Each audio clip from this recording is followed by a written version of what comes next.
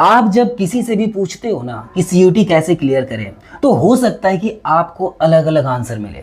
आगे आने वाले टाइम में मैं बता सकूं कि मैं हंसराज कॉलेज से पढ़ा हूं, जो अभी इंडिया में 3rd रैंक पे रहा है। क्या बात है। सीयूटी से रिलेटेड मैं आपको बता दूं कि कौन कौन से टॉपिक हम कवर करने वाले हैं। इसमें इसके एलिजिबिलिटी से लेकर के सिलेबस एंड एग्जाम पैटर्न, तैयारी कैसे करें और एक्स्ट्रा डाउट जो भी आपका है वो सब हम कवर करने वाले हैं। दोस्तों, अगर आप भी सीयूटी की तैयारी करना चाहते हैं और मन में बहुत सारे प्रश्न हैं कि तैयारी कहाँ से करें, कैसे करें और किस तरीके से हम तैयारी करें कि टॉप कॉलेजेस मिले, दिल्ली यूनिवर्सिटी के स्पेशली अगर आपके मन में है कि दिल्ली यूनिवर्सिटी के टॉप कॉलेजेस में कैसे जाएं, मार्क्स कैसे लाएं, सिलेबस को कंप्लीट कैसे करें, तरह तरह के इन सारे प्रश्नों का उत्तर आज हम इस वीडियो में कवर करने वाले हैं। तो वीडियो पूरा ज़रूर देखिएगा, क्योंकि आप जब किसी से भी पूछते हो ना कि सीयूटी कैसे क्लियर करें, तो हो सकता है कि आपको अलग अलग आंसर मिले, लेकिन जब खुद हमारे सामने हमारे एक बहुत ही होनहार स्टूडेंट जो कि 2023 के टॉपर भी रह चुके हैं, हंसराज जी, स्वागत है आपका हमारे इस चैनल पर।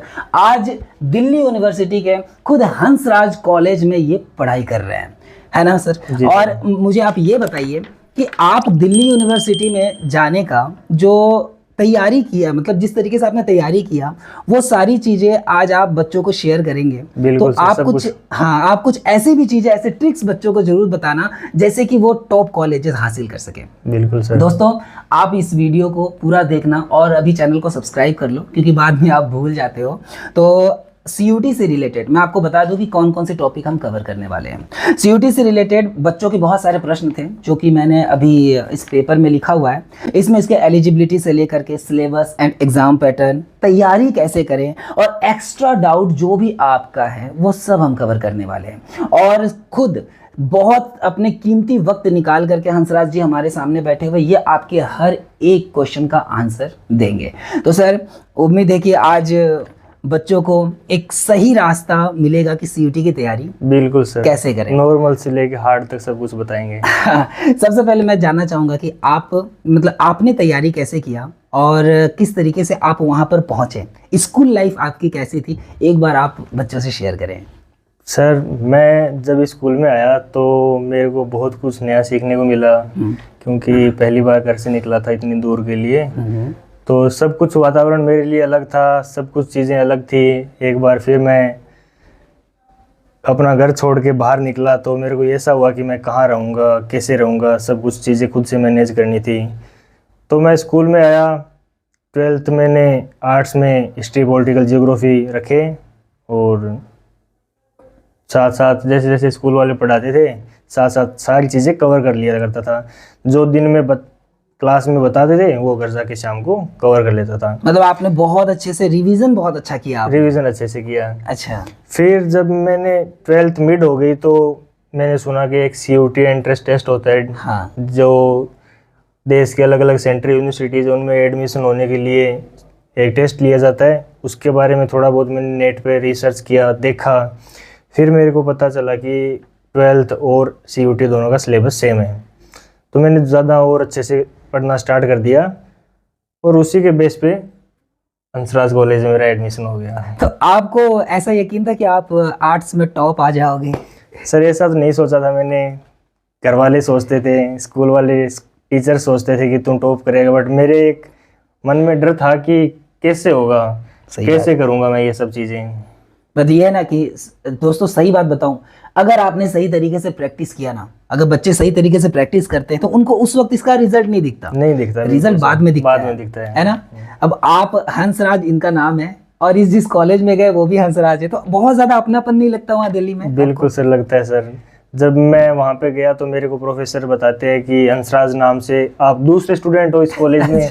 तो एक मेरे लिए प्राउड की बात है वो, ताकि आगे आने वाले टाइम में मैं बता सकूं कि मैं हंसराज कॉलेज से पढ़ा हूं, जो अभी इंडिया में 3rd रैंक पे रहा है। क्या बात है। इंडिया के 3rd रैंक पे हमारा कॉलेज हंसराज कॉलेज है, और फैकल्टीज़ वगैरह सब कुछ वहाँ की बढ़िया, सब कुछ आपको बताते हैं अभी वीडियो में आगे। मतलब कि सीयूटी आप क्लियर करके आपको ऐसा नहीं लगता है कि आप किसी गलत जगह पे गए हो? ऐसा मतलब कैसा फील होता है कि बहुत शानदार है, माहौल कैसा है? एक बार आप वहाँ के यूनिवर्सिटी के माहौल वगैरह के बारे में बताएं, पढ़ाई के बारे, मतलब किस तरीके से वहाँ टीचिंग है, स्टूडेंट लाइफ कैसा है? फिर मैं आगे दोस्तों आगे भी अभी आपके सारे सवालों को क्लियर करूँगा। एक बार आप वहाँ के माहौल को, यहाँ पर हंसराज ने जिस तरीके से पूरा का पूरा मतलब वहाँ जा करके अपना सेटलमेंट बैठाया है ना, कि कैसे आप वहाँ रहना, मतलब एक नई जगह पर जा करके ना एक सेट होना बहुत ज़्यादा दिक्कत होता है। तो वहाँ पर जा करके अगर मान लीजिए कोई स्टूडेंट सेलेक्ट होते हैं, वहाँ जाते हैं, तो उनको किस तरीके के प्रॉब्लम्स फेस करने होंगे या माहौल कैसा है, एक बार आप उनको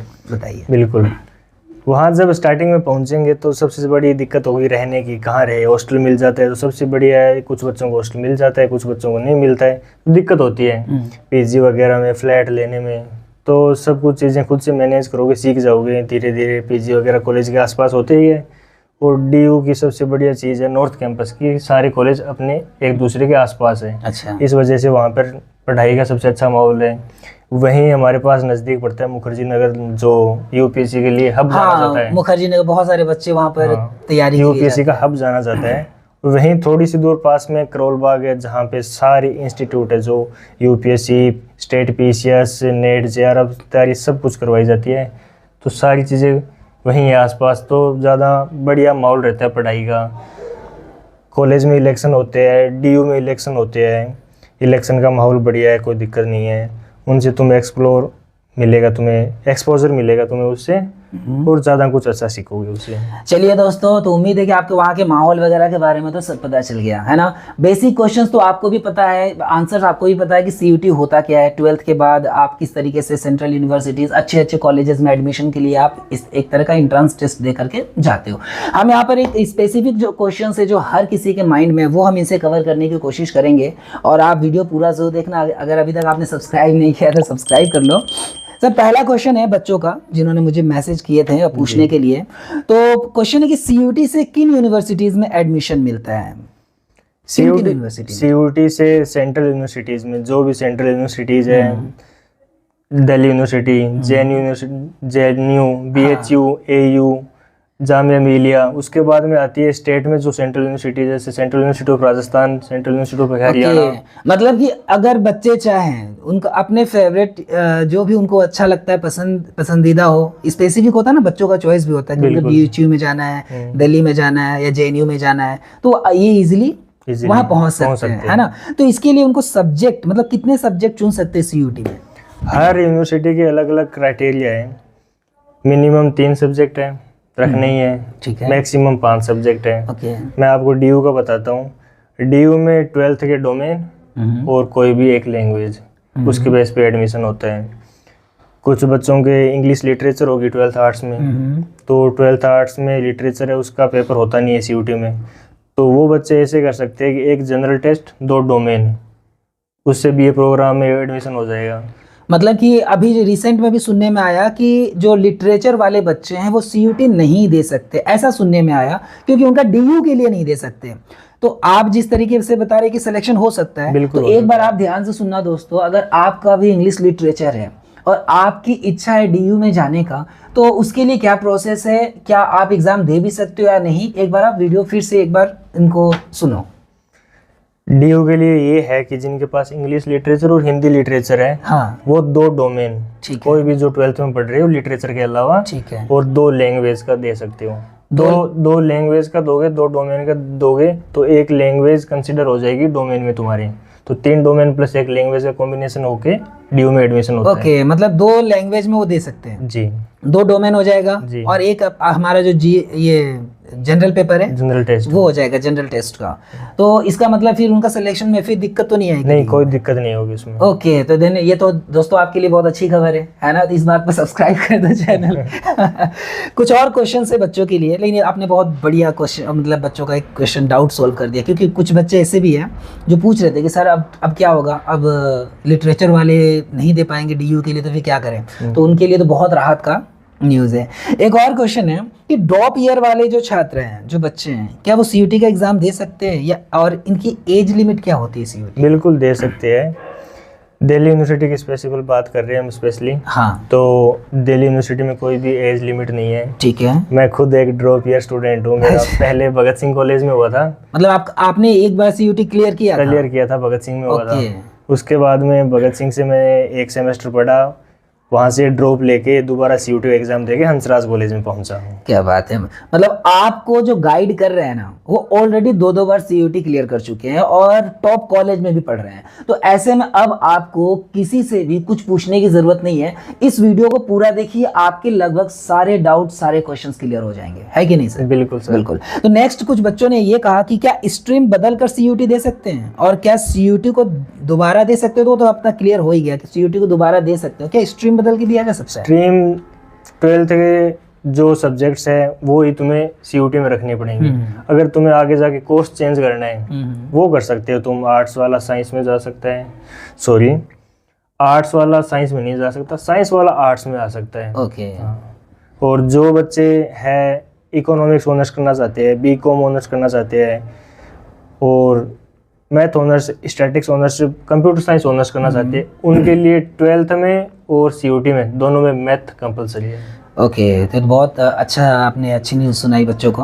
और दोस्तों देखो, अभी लगभग तो मेरे ख्याल से आपका जो एलिजिबिलिटी से रिलेटेड क्वेश्चंस है वो तो हो गए, मतलब सारे क्लियर हो चुके होंगे, क्योंकि आपको 12th पास होने के बाद आप मुझे एक और चीज़ बता दो कि बच्चे अगर जब 12th की एग्ज़ाम दे रहे हैं, अभी देने वाले हैं, तो फॉर्म भरते वक्त 12th की कोई डॉक्यूमेंट की ज़रूरत होती है क्या? 12th डॉक्यूमेंट कोई ज़रूरत नहीं होती। 12th अपीयरिंग लगता है, स्कूल की इन्फॉर्मेशन मांगी जाती है वहाँ पर। स्कूल कहाँ पर है, स्कूल का नाम क्या है, स्कूल किस पिन कोड पर है। ठीक है, एरिया। ओके। और ये जो कास्ट सर्टिफिकेट होता है उसके बारे में एक बार आप कास्ट सर्टिफिकेट ये होता है रिजर्वेशन से रिलेटेड कोई दिक्कत ना है बच्चों को?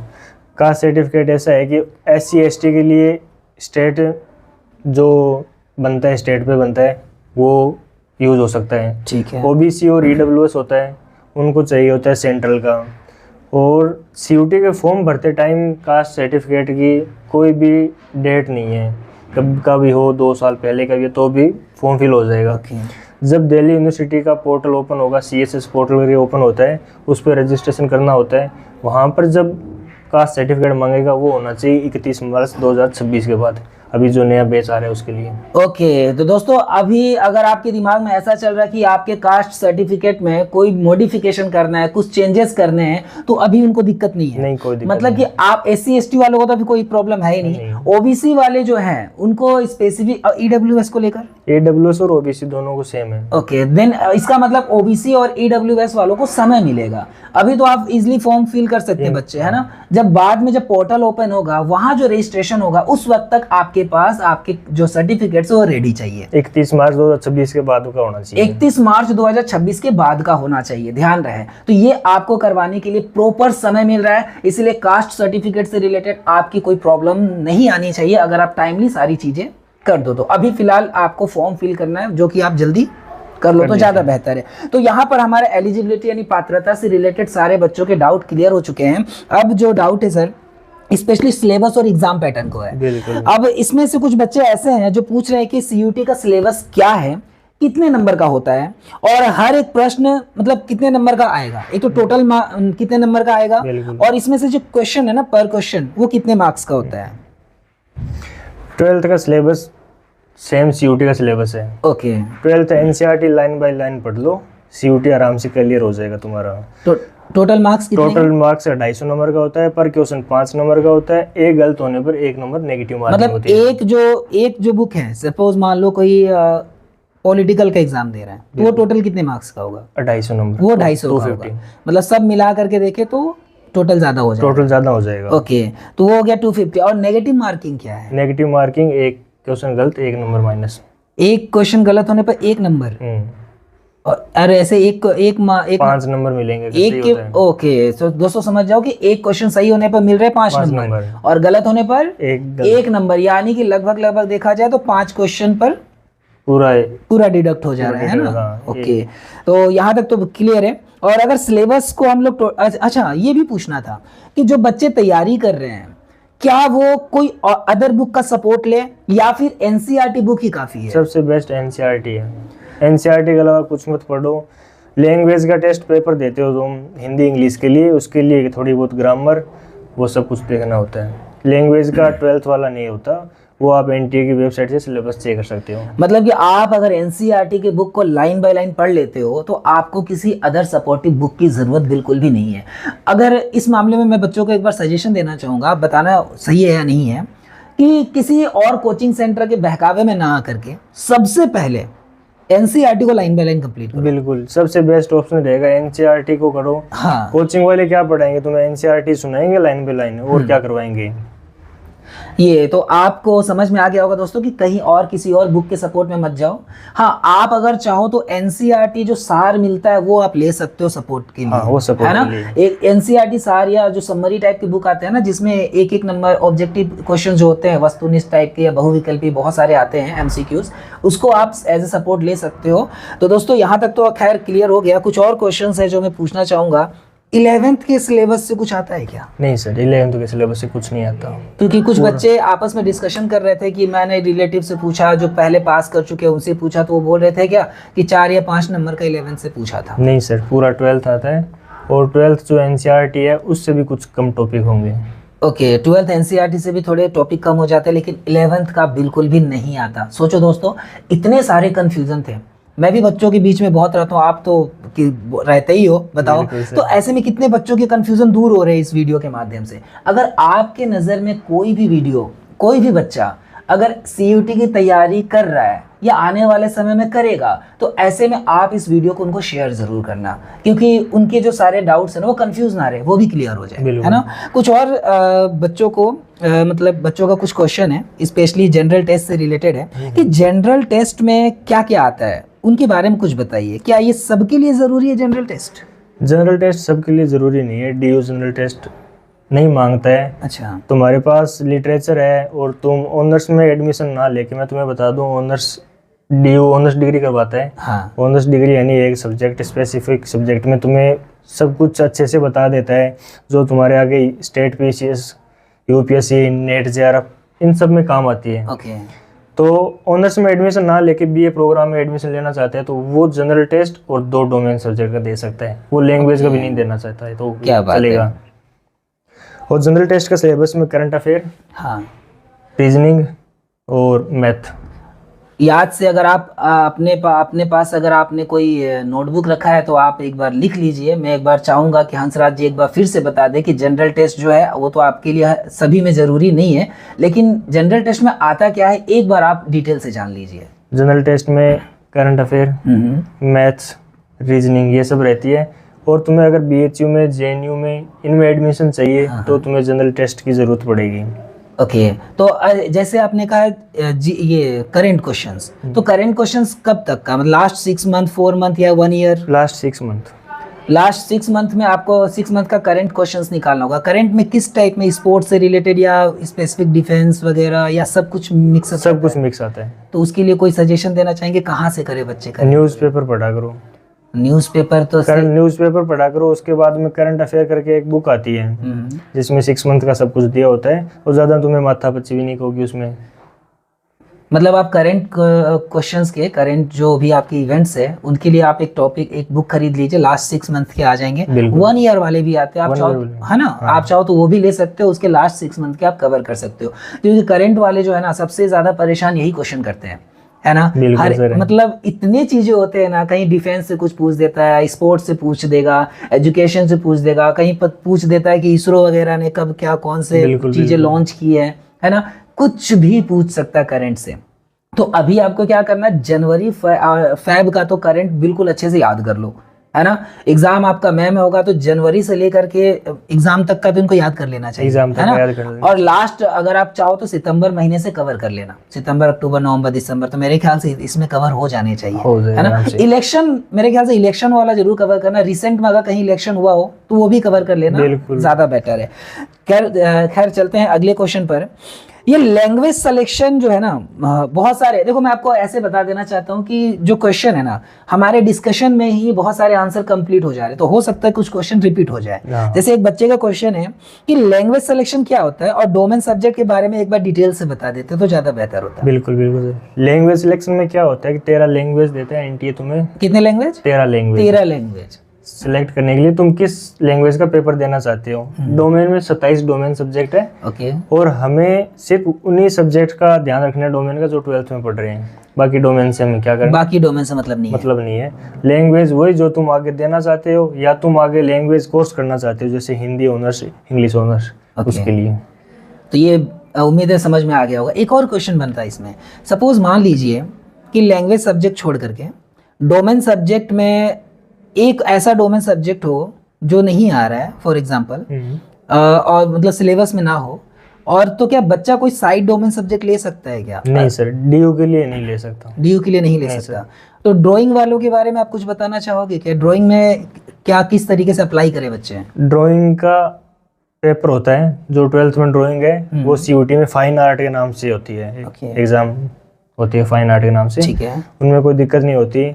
नॉर्मली एनसीईआरटी के अंदर से क्वेश्चन आते हैं। मतलब ड्राइंग के जो बच्चे हैं, आप जब फॉर्म फिल करोगे तो वहाँ ड्राइंग मेंशन नहीं होगा, वहाँ फाइन आर्ट का ऑप्शन होगा, तो फाइन आर्ट के थ्रू आप उसमें अप्लाई कर सकते हो, है ना। बहुत बहुत धन्यवाद। अभी तक हमने लगभग, आपने बच्चों को बहुत ज़्यादा, मतलब बच्चों के डाउट्स को आपने क्लियर कर दिया है। कुछ क्वेश्चंस और भी है, वो भी मैं पूछना चाहूँगा, लेकिन दोस्तों अगर अभी तक आप इस वीडियो पे बने हुए सब्सक्राइब नहीं किया तो सब्सक्राइब कर देना, है ना, क्योंकि ऐसे और भी बहुत इंपॉर्टेंट वीडियोस पॉडकास्ट हम लोग लेकर के आते हैं। और कुछ और क्वेश्चंस भी है, हो सकता है कि अभी आपका क्वेश्चन का नंबर ना आया हो, पर वेट कीजिए, ज़रा सा सब्र कीजिए, अभी आपका भी नंबर आएगा, क्योंकि मेरे पास पूरे क्वेश्चन के लिस्ट पड़े हुए हैं और एक एक करके हम क्वेश्चन कवर कर रहे हैं। अब हमारे पास जो क्वेश्चन है सर, वो तैयारी से रिलेटेड है। अभी तक हमने एलिजिबिलिटी किस तरीके से, मतलब कौन कौन एलिजिबल है वो हमने पढ़ लिया, सिलेबस से रिलेटेड हमने क्वेश्चन आंसर जान लिए, एग्जाम पैटर्न क्या होगा वो भी हमने जान लिया। अगर आपको कोई डाउट हो तो एक बार वीडियो रिवाइंड करके, मतलब फिर से एक बार वीडियो देखना, लगभग सारी चीज़ें क्लियर हो जाएंगी। अब तैयारी से रिलेटेड यानी प्रिपरेशन से रिलेटेड कुछ क्वेश्चन है हमारे पास। तो सर क्वेश्चन ये है कि बच्चे तैयारी कब से शुरू करें, कितने घंटे करीब पढ़े, और क्या बिना कोचिंग के सीयूटी क्लियर किया जा सकता है? तैयारी का सर ऐसा है कि 12th के साथ ही स्टार्ट कर देना चाहिए, थोड़ा थोड़ा।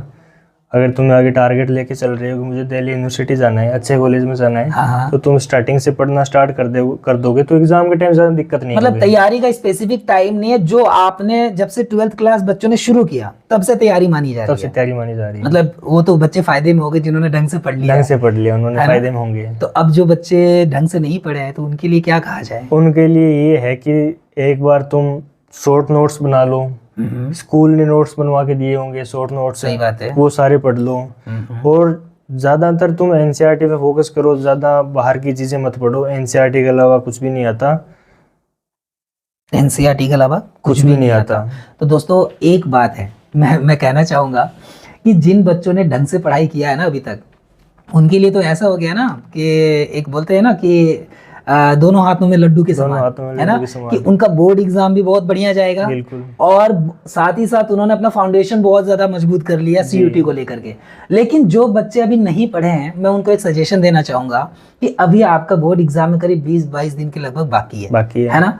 तो आप अगर ढंग से पढ़ लो ना, तो आपका सीयूटी और बोर्ड एग्जाम दोनों अच्छे से हो जाएगा, है ना। और पढ़ने का टाइम ये है कि अगर तुम सीयूटी के लिए 12th बोर्ड्स के बाद में सीयूटी की तैयारी कर रहे हो, 4 घंटे मिनिमम, 8 घंटे मैक्सिमम काफ़ी है। 4 घंटे मिनिमम और 8 घंटे मैक्सिमम, मतलब ये रूल याद रख लो। आपकी इच्छा है, ज़्यादा पढ़ने की इच्छा है तो पढ़ सकते हो, लेकिन 4 से नीचे सही नहीं है। अच्छा, अगर अच्छा कॉलेज चाहिए तो तुम्हें 4 से सही तो नहीं रहेगा। हाँ, अभी ऐसा भी नहीं बिना मोबाइल का 4 घंटे पढ़ना है, ये नहीं कि 4 घंटे मोबाइल में 1 घंटा रीली, मतलब क्या बताओ, छोड़ो जाने दो। खैर, एक और क्वेश्चन ये था हमारा इसमें कि क्या बिना कोचिंग का सीयूटी क्लियर किया जा सकता है? बिल्कुल सर, बिना कोचिंग के कर सकते हैं। अगर हमने स्कूल में अच्छे से एनसीईआरटी पढ़ी है तो कोचिंग की कहीं ज़रूरत नहीं पड़ेगी। कोचिंग वाले सिर्फ वही चीज़ें बताते हैं जो स्कूल में टीचर्स ने अच्छे से समझाई है। और बहुत कुछ बच्चों की ऐसे भी क्वेश्चन है, बहुत सारे बच्चों के क्वेश्चन है कि वो जैसे एग्ज़ाम पास करेंगे ना, बोर्ड का एग्ज़ाम दे देंगे जी सर, तो उनके दिमाग में आएगा ना कि सीयूटी की बुक्स खरीद लेते हैं, तो ऐसे में मान लेते हैं कि अगर किसी बच्चे ने एनसीईआरटी बुक कवर कर भी लिया है, तो सीयूटी की अगर वो बुक खरीदना चाहे तो सबसे बेस्ट बुक उनके लिए बेहतर क्या हो सकता है, कौन से बुक हो सकते हैं? अगर तुम्हें सीयूटी की बेस्ट बुक चाहिए, तुम्हें लगता है कि तुम मॉक टेस्ट तो उसके सब्जेक्ट के, तो दृष्टि से आती है, एक बुक्स आती है, हर सब्जेक्ट की बुक्स मिल जाएगी तुम्हें उससे। कोई चीज़ उसमें नहीं होगी जो छोटी होगी, उन्होंने हर मतलब वो चीज़ इंग्लिश और हिंदी मीडियम दोनों के इंग्लिश लिए और है? दोनों मीडियम के दोनों लिए। मीडियम के लिए बुक्स है। तो आप एक बार फिर से सुन लीजिए कि सर ने कौन कौन से, और अगर सर और भी कोई बुक आप प्रीफर करना चाहे तो आप बता सर सकते मैं हैं। सबसे बेस्ट दृष्टि करूँगा। अच्छा। जी, मैंने पढ़ी है खुद, वहाँ से खरीद के, सबसे बेस्ट दृष्टि है। चलो दोस्तों, ये तो आपको समझ में आ गया। और कुछ और क्वेश्चंस हैं कि पहले तो मैं ये क्लियर करना चाहूँगा कि आपको कोचिंग की ज़रूरत मुझे भी नहीं लगती है। नहीं, बिल्कुल बिना नहीं। कोचिंग के भी आप आसानी से पढ़ाई कर सकते हो। बहुत सारे बच्चे तो ऐसे होते हैं जो एनसीईआरटी तो कवर कर लेते हैं, पर उनके दिमाग में और पढ़ने की इच्छा होती है, तो वो सोचते हैं कोई बुक खरीद ले। तो आपकी नज़र में कौन सा बुक, कौन से ऐसे बुक्स है जो बच्चों को मतलब खरीदने चाहिए? क्या ऐसा बुक खरीदना चाहिए भी या नहीं? सर एनसीईआरटी के अलावा अगर अपने कोई बुक्स देखे तो दृष्टि कोचिंग की आती है, सबसे बेस्ट बुक रहेगी, हिंदी और इंग्लिश मीडियम के दोनों के लिए रहेगी। ओके। सबसे बढ़िया ऑप्शन वही है, क्योंकि उन्होंने हर एक क्वेश्चन उसमें लिख रखा है प्रैक्टिस करने के लिए। सबसे बेस्ट मॉक टेस्ट देने के लिए भी दृष्टि अच्छी रहेगी। मतलब कि आप इस बुक को इजीली खरीद सकते हो, लेकिन तभी खरीदना। मेरा भी सजेशन ऐसा है कि अगर एक बार एनसीईआरटी पूरी तरह कवर होना तो ही आप किसी बुक पर जाना, नहीं तो मेरे ख्याल से तो एनसीईआरटी बेस्ट है। और हाँ, सर ने कहा कि मॉक टेस्ट भी आप दे सकते हो, देना चाहिए आपको मॉक टेस्ट। तो बच्चों कितने मॉक टेस्ट देने काफ़ी है? प्रैक्टिस होती है कम से कम मिनिमम एक सब्जेक्ट के 12-13। एक सब्जेक्ट के 12-13 मॉक टेस्ट देते हैं, मतलब कि करीब करीब समझा जाए तो 50 के लगभग आपके मॉक टेस्ट हो जाने चाहिए, हो सकते हैं, है ना? दोस्तों उम्मीद है कि आपको समझ में आ रहा होगा, लेकिन फिर भी अगर आपको ऐसा लगे कि आपके जो क्वेश्चन है वो हम कवर नहीं कर रहे हैं, तो आप नीचे कमेंट ज़रूर करना। कमेंट करने पर हम क्या करेंगे कि आपके उस क्वेश्चन का आंसर का या तो एक सेपरेट वीडियो बना देंगे, या फिर तुरंत आपके उस कमेंट के नीचे ही आपका आंसर मिल जाएगा। चलिए चलते हैं अगले क्वेश्चन पर। बच्चे भी वेट कर रहे होंगे कि मेरे क्वेश्चन का इंतजार, मेरी बारी, मेरे क्वेश्चन कब आएंगे, है ना? तो सर क्वेश्चन ये है कि एग्जाम में, बहुत इंपॉर्टेंट क्वेश्चन है, बिल्कुल, एग्जाम में टाइम मैनेजमेंट कैसे हो? क्योंकि 12th क्लास के जो बच्चे हैं ना, वो भी बोर्ड का एग्जाम देंगे, तो उनका माइंडसेट बोर्ड के जैसा होगा। अब ऐसे में जब वो सीयूटी के लिए आएंगे तो टाइम मैनेजमेंट बहुत ज्यादा मायने रखता है। वो कैसे मैनेज करें? आपने कैसे मैनेज किया था अपने एक्सपीरियंस के बेस पर बताइए। सर मैंने टाइम मैनेजमेंट इसलिए मैनेज कर लिया था कि मैं लैपटॉप से PYQ करता था, ऑनलाइन सोल्व करता था, मॉक टेस्ट देता था ऑनलाइन। तो स्टार्टिंग में एक पेपर में मेरे को 1.5 घंटा लग जाता था, फिर मैंने उस टाइम को धीरे धीरे 1 घंटा किया। 1 घंटे का पेपर होता है सीयूटी में, मैंने उस टाइम को 45 मिनट तक कर लिया था। मैंने मेरी स्पीड को बढ़ाया। मतलब ऑनलाइन एग्जाम था या ऑफलाइन था? Online exam. Online exam online होता है, ठीक है। कंप्यूटर बेस्ड टेस्ट होगा। तुम्हें 1 ही घंटा मिलेगा उस, जिसमें तुम्हें पूरे 50 क्वेश्चन करने होंगे, और 50 क्वेश्चन के लिए 1 घंटा बहुत कम है। पढ़ना भी होता है, समझना भी होता है, उसके बाद में जाके टिक करना होता है तुम्हें। वो दिक्कत नहीं रहेगी तुम्हें OMR भरने वाली, लेकिन थोड़ा टाइम मैनेजमेंट सुधारना होगा। उसके लिए तुम PYQ करो। PYQ कहाँ से करने हैं, किस ऐप से करने हैं, वो आप कमेंट कर देना। हाँ बिल्कुल बिल्कुल, आप कमेंट करके ज़रूर बताना कि PYQ कहाँ से करना चाहते हो या कहाँ से बेस्ट रहेगा, हम ज़रूर आंसर देंगे। और हाँ, PYQ करने के साथ साथ आप जो मॉक टेस्ट दोगे ना, वो भी बहुत ज़रूरी है, क्योंकि ऑनलाइन दोस्तों टेस्ट होगा। ऑनलाइन में गड़बड़ नहीं करना है।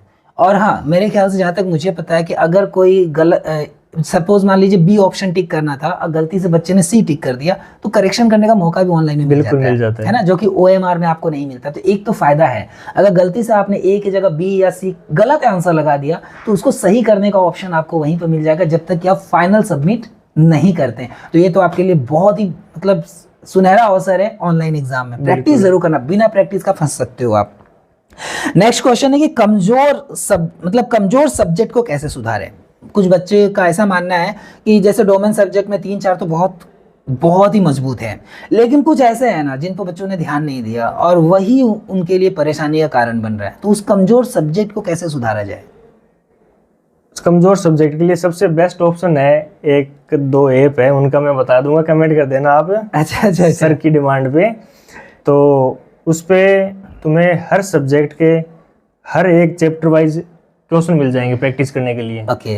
अगर तुम एनसीईआरटी नहीं पढ़ सकते हो तो PYQ देके या मॉक टेस्ट देके हर चैप्टर के, हर एक बुक के वो क्लियर कर सकते हो आराम से। मतलब दोस्तों, अगर कमजोर सब्जेक्ट आपको लग रहा है कि इसमें मैं फंस सकता हूँ या फंस सकती हूँ, तो आपको बस एक काम करना है, वीडियो के नीचे कमेंट करना है और आपको प्रॉपर तरीके से बता दिया जाएगा, या फिर आप स्क्रीन पे दिए गए व्हाट्सएप नंबर पर आप व्हाट्सएप भी कर सकते हो, बट कमेंट हम जल्दी देखते हैं कि व्हाट्सएप पे थोड़ा समय लग जाता है, तो आप कमेंट जरूर कीजिए। कमेंट पर हम क्या करेंगे, आपको रिप्लाई कर देंगे कि किस तरीके से आपको अपने कमजोर सब्जेक्ट को स्ट्रांग बनाना है। तो चलिए, कुछ एक्स्ट्रा डाउट भी है बच्चों को। यहाँ तक तो हमने करीब करीब एलिजिबिलिटी हो गया, सिलेबस हो गया, एग्जाम पैटर्न हो गया और किस तरीके से तैयारी करें, प्रिपरेशन करें, हमने लगभग सारी चीज़ें CUT से रिलेटेड हमने क्लियर कर दिया है।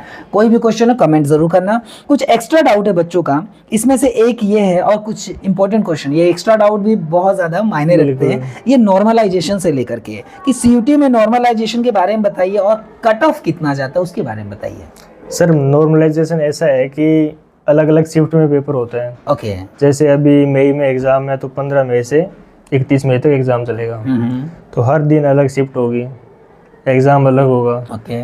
और हर दिन क्वेश्चन अलग आएंगे। ठीक है। मान लो 15 तारीख को फिजिक्स का पेपर है, पेपर एकदम टफ आ गया, 16 को इजी पेपर आ गया, तो उन दोनों को नॉर्मलाइजेशन करने के लिए, उन दोनों को इक्वल करने के लिए स्कोर देखना पड़ता है NTA को। सही बात है। तो उस हिसाब से नॉर्मलाइजेशन होता है। पेपर हार्ड आया है तो हो सकता है नॉर्मलाइजेशन में तुम्हारी स्कोर बढ़ जाए, इजी आया तो हो सकता है तुम्हारी कम हो जाए, अगर बीच का है, मीडियम है, तो हो सकता है हिले भी नहीं, नंबर जितने रिजल्ट के टाइम थे उतने ही होंगे। तो उम्मीद है आप नॉर्मलाइजेशन को समझ रहे हो। देखो, मैं आपको एक बार सिंप्लीफाई कर देता हूँ, बहुत बच्चे नहीं समझ पाते कि नॉर्मलाइजेशन होता क्या। बहुत सारे बच्चे, कंपटीशन वाले बच्चे बहुत ज़्यादा नहीं समझ पाते हैं। तो मैं आपको ऐसे बता दूं कि आप मान लीजिए कि आपने जिस शिफ्ट में एग्जाम दिया उसके क्वेश्चन बहुत आसान थे, आपको लग रहा है कि अरे मेरे पूरे आएंगे, और जो दूसरे शिफ्ट में बच्चों ने एग्जाम दिया ना, उनके क्वेश्चन हार्ड थे, वो ज़्यादा से ज़्यादा 70 से 80% के क्वेश्चन अटेंड कर पाए, है ना, क्योंकि नेगेटिव मार्किंग वैसे उन्होंने गलत क्वेश्चन, हार्ड क्वेश्चन को नहीं छोड़ा। तो अब क्या होगा कि आपके नंबर तो हो सकते पूरे हो क्योंकि आपने सारे सही कर रखे हो, या जितने सही किए मैक्सिमम आपका सही जाएगा, लेकिन उनका क्या होगा ना, उनको आपके बराबर लाने की कोशिश की जाएगी। ऐसे में क्या होगा कि उनके मार्क्स कुछ बढ़ सकते हैं। बिल्कुल, है ना। तो ये नॉर्मलाइजेशन होता है। तो नॉर्मलाइजेशन में आपके मार्क्स थोड़े कम भी होते होंगे, कम भी होते हैं, कम भी हो सकते हैं और बढ़ भी सकते हैं। ये हो गया नॉर्मलाइजेशन। तो सर, ये तो रहा नॉर्मलाइजेशन की बात। अगर कट ऑफ की बात करें तो कट ऑफ कैसा होता है, किस तरह का आएगा cut off? Sir, cut off अपने पहले आर्ट्स की बात कर लेते हैं। हाँ बिल्कुल। आर्ट्स के अंदर जनरल के लिए, नॉर्थ कैंपस के लिए 750 1000 में से नंबर। मतलब आप कैंपस वाइज बता रहे हैं, नॉर्थ और साउथ कैंपस के? 750 सेफ स्कोर है 1000 में से। तो ध्यान से सुनना, अगर आप नॉर्थ कैंपस में मतलब अप्लाई करना चाहते हो, नॉर्थ कैंपस में जाना चाहते हो, तो जनरल के लिए करीब करीब 750 से 800 सेफ है ना, आउट ऑफ 1000, 1000 में से जी। और साउथ कैंपस की? साउथ कैंपस के लिए 650 तक, 600 तक, 600 से 650। मतलब ये आपने आर्ट्स का कहा, आर्ट्स का बता रहा हूं। साउथ कैंपस में थोड़ा कम चल जाएगा और नॉर्थ कैंपस में ज्यादा लाना है ना। ओके, ये बात, ये ऐसा वेरिएशन क्यों? BA प्रोग्राम और ऑनर्स के लिए बात हो रही है। ओके। लैंग्वेज कोर्स की कट ऑफ अलग रहती है, ठीक है, उसके लिए कम कट ऑफ रहती है। नॉर्थ कैंपस की भी कम ही रहती है लैंग्वेज कोर्स के लिए, ठीक है। और ऑफ कैंपस के लिए, ऑनर्स के लिए मिनिमम 450 नंबर जनरल के लिए। ओके। तो ये कट ऑफ में जो अंतर है, तो मतलब कैंपस में भी क्या स्पेसिफिक क्या अंतर है कैंपस में? कैंपस में स्पेसिफिक अंतर ये है कि सर, नॉर्थ कैंपस में सारी कॉलेजें एक जगह हैं। ओके।